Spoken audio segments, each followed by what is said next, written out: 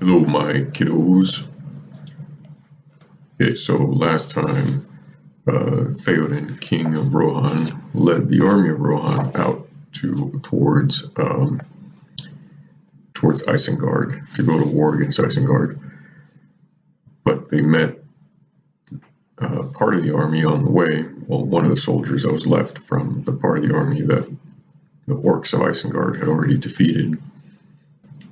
And so Gandalf advised Theoden to take his army to a place called Helm's Deep, and Theoden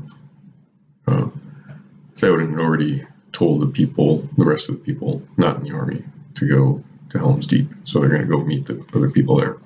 And Gandalf went on another errand, as he called it. So that's where we pick it up.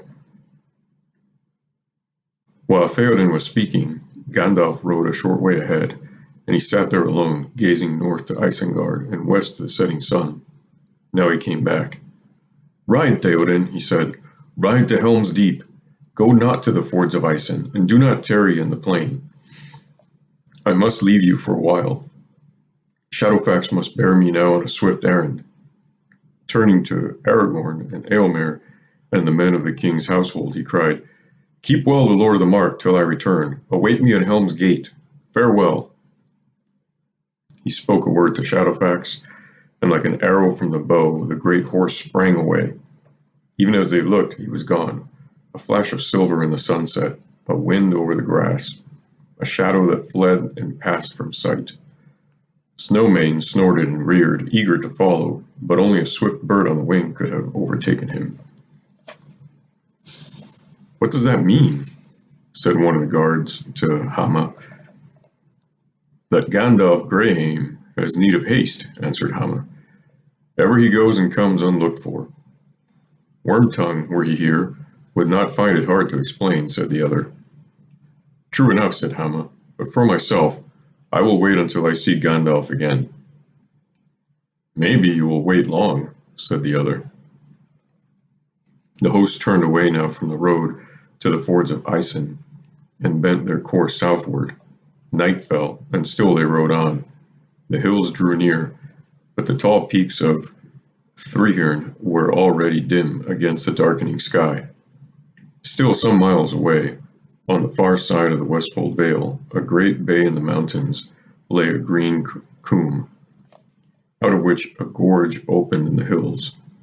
Men of that land called it Helm's Deep, after a hero of old wars who had made his refuge there. Ever steeper and narrower it wound inward from the north under the shadow of the Thrihirn, till the crow-haunted cliffs rose like mighty towers on either side, shutting out the light.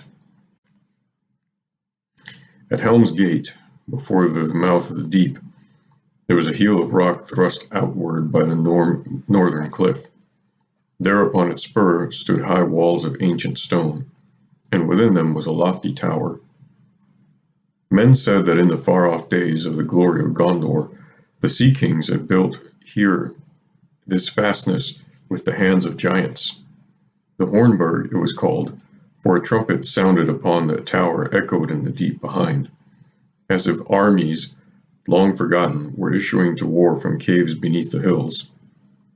A wall, too, the men of old had made from the Hornburg to the southern cliff, barring the entrance to the gorge. Beneath it, by a wide culvert, the deep stream passed out. About the feet of the Hornrock it wound, and flowed then in a gully through the midst of wide green gore, sloping gently down from Helm's Gate to Helm's Dyke. Thence it fell into the deeping combe, and out into the Westfold Vale. There in the Hornburg, at Helm's Gate, Erkenbrand, master of Westfold, on the borders of the Mark, now dwelt. As the days darkened with threat of war, being wise, he had repaired the wall and made the fastness strong. The riders were still in the low valley before the mouth of the combe, when cries and horn blasts were heard from their scouts that went in front. Out of the darkness, arrows whistled. Swiftly a scout rode back and reported that wolf riders were abroad in the valley, and that a host of orcs and wild men were hurrying southward from the fords of Isen, and seemed to be making for Helm's Deep. "We have found many of our folk lying slain as they fled thither," said the scout, "and we have met scattered companies going this way and that, leaderless. What has become of Erkenbrand none seems to know. It is likely that he will be overtaken ere he reach Helm's Gate, if he has not already perished." "Has aught been seen of Gandalf?" asked Theoden.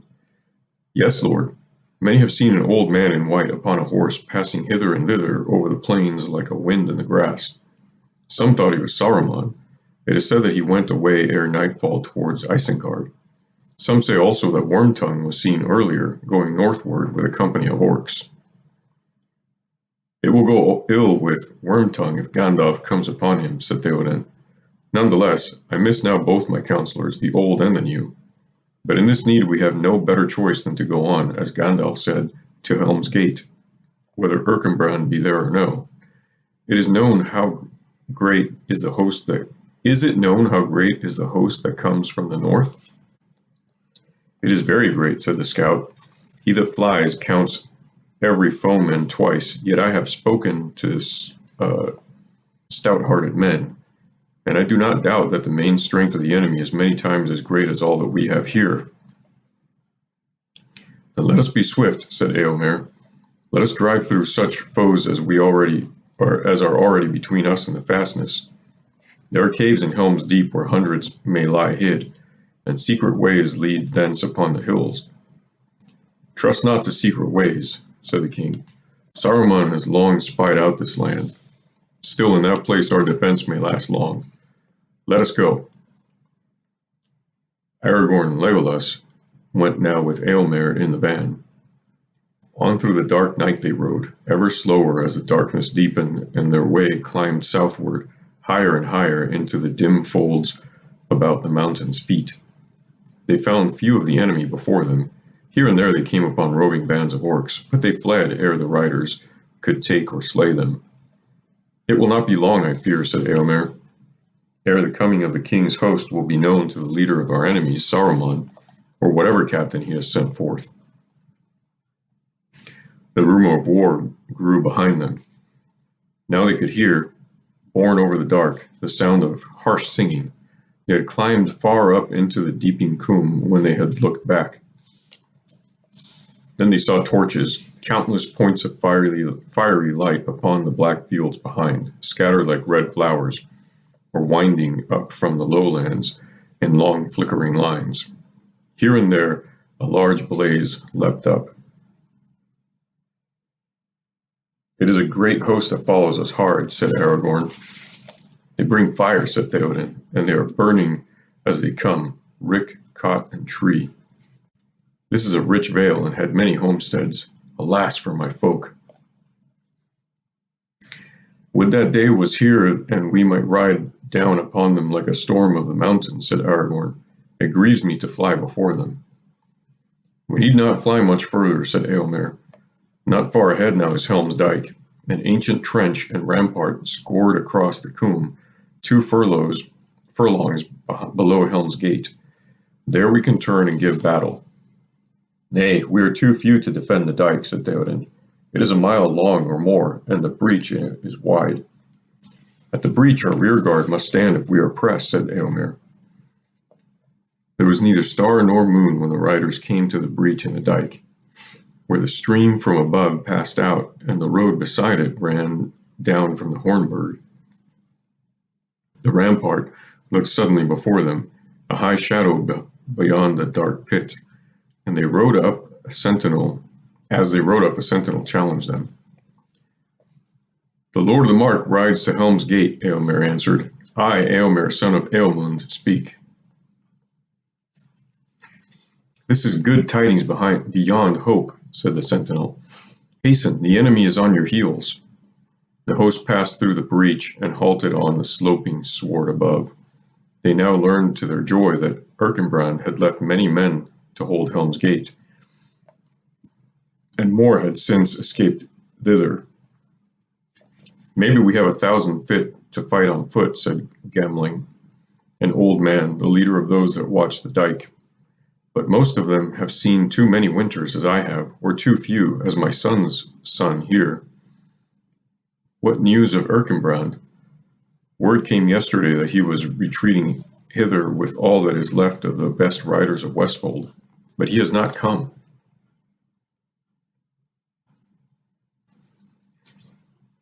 Excuse me, kiddos.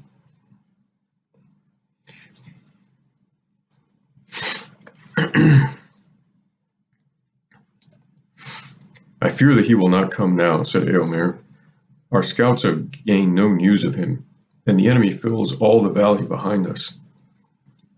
I would that he had escaped, said Theoden. He was a mighty man. In him lived again the valor of Helm, the hammer-hand, but we cannot await him here. We must draw all our forces now behind the walls. Are you well stored? We bring little provision, for we rode forth to open battle, not to a siege.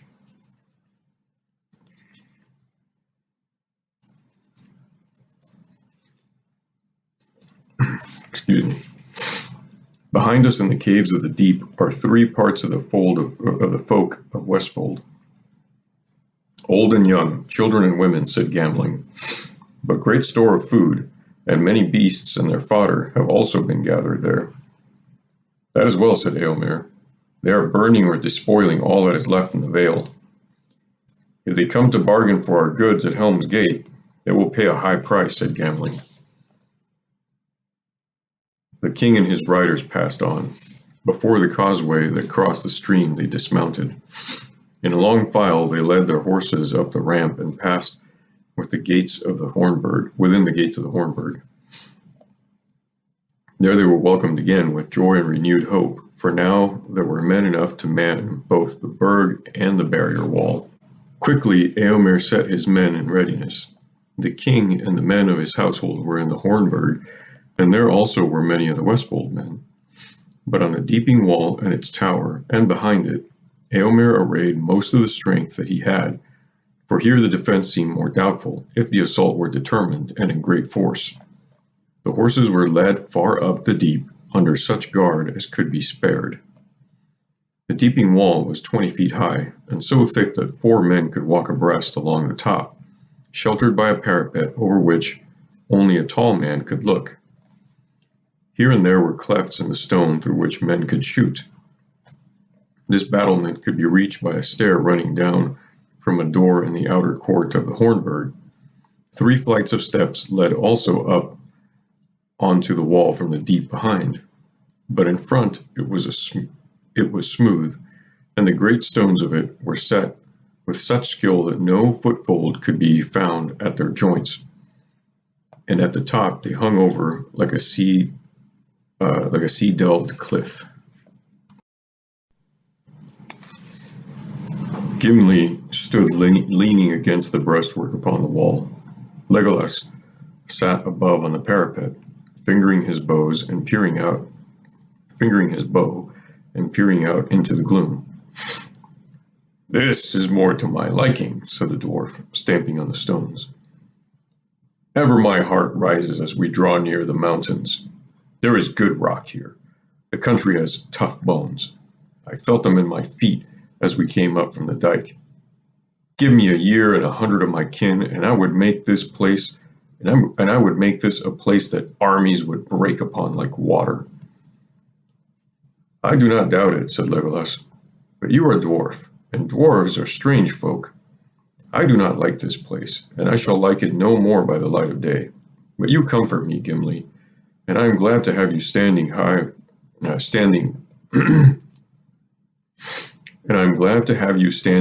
with your stout legs and your hard axe. I wish there were more of your kin among us, but even more would I give for 100 good archers of Mirkwood. We shall need them. The Rohirrim have good bowmen after their fashion, but there are too few here. Too few." "It is dark for archery," said Gimli. "Indeed, it is time for sleep. Sleep. I feel the need of it, as never I thought any dwarf could. Riding is tiring work, yet my axe is restless in my hand. Give me a row of Orkneys and room to swing, and all weariness will fall from me. A slow time passed. Far down in the valley, scattered fires still burned. The hosts of Isengard were advancing in silence now. Their torches could be seen winding up the Coombe in many lines. Suddenly from the dike, yells and screams, and the fierce battle cries of men broke out. Flaming brands appeared over the brink and clustered thickly at the breach. Then they scattered and vanished. Men came galloping back over the field and up the ramp to the gate of the Hornburg.